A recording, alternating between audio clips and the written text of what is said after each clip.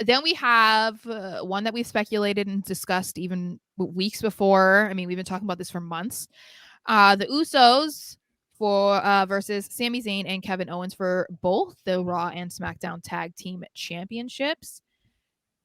If we are going according to what we've been talking about up until this point, I would assume we get Sami Zayn and Kevin Owens, you know, ending their reunification story by winning the championships and taking a sliver out of the bloodline.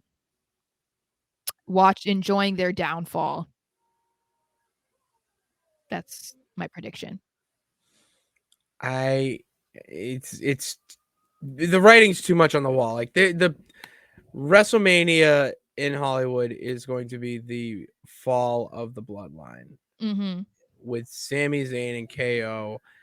When do you think they actually team up, we'll say, or join forces to say screw it, let's do it together? And is it like a week before? I think it'll be like a 1 or 2 weeks before, because I think that I wouldn't be surprised if it's a week before, but then we see them on SmackDown as well. So it's not kind of like a one-off thing where it's like, oh yeah, of course they're coming together a week before because you knew it was happening. I think that if that were to happen, it would have to be Raw and SmackDown that week, because otherwise I feel like it would just feel too last minute or too whatever. Yeah. I wouldn't like that.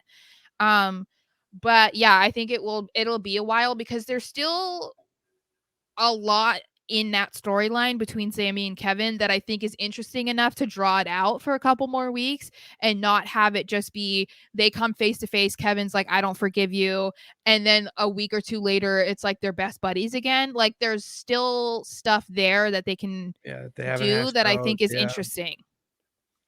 Yeah, I agree with that. And it's just the Usos need to fall at this point. Like this, it doesn't matter about how many wins, or title changes. This just is a necessary one. The bloodline needs to fall, and there's no better place to have them fall than at Mania.